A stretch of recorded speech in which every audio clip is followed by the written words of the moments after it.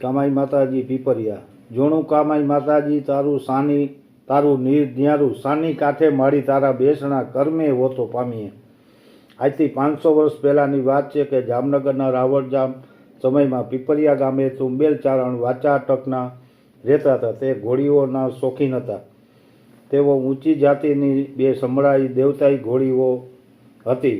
આવી ઘોડીઓ જામનગરના રજવાડામાં પણ નહોતી। આ ઘોડીના વખાણ સાંભળી રાવળજામ જોવા માટે માધુપરની સીમમાં અત્યારે ત્યાં કામાઈ માતાજીનું વિશાળ મંદિર છે તે જગ્યાએ રાવળજામનો તંબુ હતો। તે સમયમાં ખૂબ જ સારા રાજવી હતા તેનો લગતો દુહો છે। જતા જોઈ જદુપતિ વર્તા રાવળજામ આવો સમયમાં રાવળજામનો હતો, પણ એક પોતાની ભૂલને રાવળજામનો કરુણ અંત આવ્યો। રાવળજામના ચારણની સારી ઘોડી જોવા માટે આવ્યા હતા। કામાઈ માતાજીનું પિયર હાબેડી, તાલુકો કલ્યાણપુર, અને તે જસાબાટીના દીકરી હતા। સાસરુ પીપરિયા, તાલુકો ખંભાળિયામાં હતું। રાવળજામે સિપાહીઓને ચારણના ઘરે ઘોડી લેવા માટે મોકલ્યા હતા। ત્યારે કામાઈ માતાજી ઘરે હતા। તે સમયે રાજના માણસોએ ઘરે આવી અને ઘોડીઓ રાવળજામને જોવી છે તો તમે આપો। કામાઈ માતાજીએ કહ્યું કે મારા સાસુ ખૂબ જ ક્રોધી છે, તમે તેના આવતા પહેલાં ઘોડી પાછી આપી જશો તો હું ઘોડી આપું। રાજના માણસોએ વિશ્વાસ આપી અને ઘોડીઓ લઈ ગયા। કામાઈ માતાજીના સાસુ ભાદરવો મહિનો ચાલતો હોવાથી વાટ ચાલતા હતા, તેથી તે વાડીએ ભાત દેવા ગયા હતા। કામાઈ માતાજીના સાસુ પાછા આવ્યા ત્યારે સાસુએ પૂછ્યું કે ઘોડી ક્યાં છે? ત્યારે કામાઈ માતાજીએ કહ્યું કે રાજના માણસો ઘોડીઓ લઈ ગયા છે। સાસુએ ગુસ્સામાં થઈ કવેણ કીધું। ત્યારે કામાઈ માતાજી સાંભેલું નીચે મૂકી શિરોહી તલવાર ઉપાડી અને ગામની બહાર નીકળ્યા। આઈનો આણું વારીને પ્રથમ દિવસ હતો, તેથી રસ્તાની ખબર નહોતી। તે ગામના પાદરે ઊભા હતા ત્યારે નારણ વારસાખિયા દલિત તેણે માતાજીને ચિંતાતુર જોઈને આઈ કેમ ઊભા છો? મારા જેવું કામ હોય તો કયો?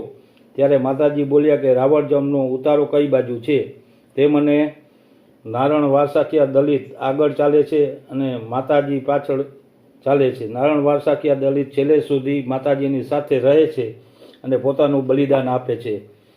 માતાજીને આવતા જોઈ રાવળજામે ચારણને પૂછ્યું કે માતાજીને શાંત કેમ કરવા? ત્યારે બીજાની ચડામણીથી રાવળજામે ભાભી કહેતા માતાજી ગુસ્સે થયા। પોતાની તલવાર ઉપાડી સ્તનમાંથી લોહી હથેળીમાં લઈ રાવળજામને છાંટવા ગયા। હાબેડીમાં આગ વાગતીને કામાઈ કાળો નાગ, રાવળિયા રાક્ષસ તને આંગળીએ લગાડું આગ। ત્યારે રાવળજામ ઘોડેસવાર થઈ અને જામનગર જવા નીકળી ગયા હતા। માતાજી પાછળ પાછળ ગયા। રાવળજામ જામનગર પહોંચીને સીધા રાણી મહેલમાં ગયા। ત્યારે રાવળજામ ગભરાયેલા હતા। ત્યારે રાવળજામે બધી વાત કરી। માતાજી થોડીવારમાં મહેલમાં દર્શન આપ્યા।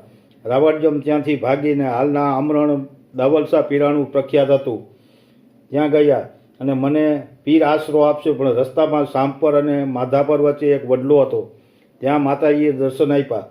દાવલસા પીરની ખબર પડી ગઈ કે રાવળજામ આવે છે, તેથી તેમણે મુંજાવરને કહ્યું કે રાવળજામને અંદર આવવા દેતા નહીં। તેથી મુંજાવરે બહાર ઊભા હતા ત્યાં રાવળજામ આવે છે અને કહ્યું કે પીરનો હુકમ છે, તમને અંદર જવા મળશે નહીં, કારણ કે તમે કામાઈ માતાજીને હેરાન કર્યા છે।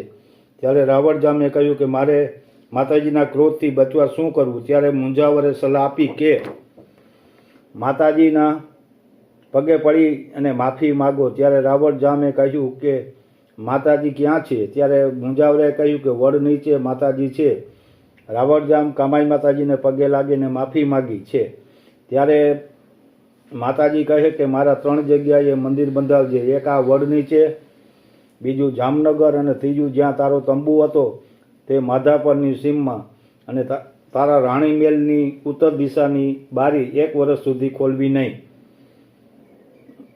માતાજીના કહેવા પ્રમાણે રાવળજામે રાણી મહેલની ઉત્તર દિશાની બારી 11 મહિના સુધી ખોલી ન હતી। અચાનક અષાઢ મહિનો ચાલતો હતો અને પુષ્કળ વરસાદ થયો, તેથી રાણીએ વરસાદ જોવા બારી ખોલી। ત્યારે રાણીઓને પુષ્કળ પાણી દરિયા જેવું દેખાયું અને રાવળજામને કહ્યું કે તમે પણ જોવો। ત્યારે રાવળજામે ના પાડી, કહ્યું કે માતાજીએ મને ના પાડી છે, પણ તું રાવળજામના રાણીનો જીદને કારણે જોવા માટે ઊભા થયા તો દરિયા જેવું દ્રશ્ય હતું। તેમાં એક દીવો પણ જોવે છે અને રાણીઓને દીવો નહોતો દેખાતો. એ જ દીવે ધીરે ધીરે નજીક આવતો ગયો અને અચાનક તે દીવો રાવણજામના મહેલમાં આવી તેમની આંગળીએ દજાડીને આખા શરીરમાં આગ વ્યાપી. આ બનાવ પછી રાવણજામનો 100 વર્ષનો અંત આવી ગયો. માતાજી આમરણથી પાછા આવી સાની કાંઠે હાલમાં મંદિર છે ત્યાં સમાઈ જાય છે અને પીપરિયા ગામમાં જ્યાં રહેતા હતા ત્યાં માતાજીનો ઓરડો અને અંદર કામાઈ માતાજીનો થડો છે તેમજ ખાંડણીયું સાંભેલું મોજૂદ છે. ત્યાં હાલમાં માતાજીની વાવ પ્રાથમિક શાળાની સામે આવેલી છે. દર વર્ષે વિજયાદશમીને દિવસે બધા તુંબેલ ચારણ ભેગા થઈ માતાજીની જાતર કરશે. પીપરિયા ગામના બ્રાહ્મણ જ્ઞાતિના માણસો તેમના સગાવાલા પણ નવા વર્ષના દિવસે કામાઈ માતાજીની જાતર કરે છે. હાલમાં માતાજીના મંદિરના સેવક તરીકે ગોસ્વામી પ્રતાપગીરી સેવા આપે છે. પીપરિયા કેરી આંગણેને વાચાકુળ વિખ્યાત. વાચાકુળ અમર અને કામાઈ સાક્ષાત પ્રગટ હોય કામાઈ આબેડી બાટી કુળમાં સમાણા પીપરિયા પાસે માથું વથાનમાં. નારણ વારસાખ્યા દલિત ધરામાં સમાણા કુળવાના હારે કીર્તિ કમાણા. આઈ સોનલમાએ ઓરડા બંધાવ્યા પીપરિયા સાની કાંઠે કામાઈ ધામ. કરજો કરજો નૈયા પાર કામાઈ તારો છે આધાર. જસાની લાલ કામાઈ તારો છે આધાર. મનની મૂંઝવણ કોને કહીએ ડગલે નામ તારું લઈએ. નામે ઉતરીએ ભવ પાર કામાઈ તારો છે આધાર. કાને કુંડળ સોહીએ માથે સોહે મુગટ હાથે સોહે તલવાર. જય કામાઈ માતાજી. લેખક શાંતુબા રામસિંહ વાટે નંદાણા.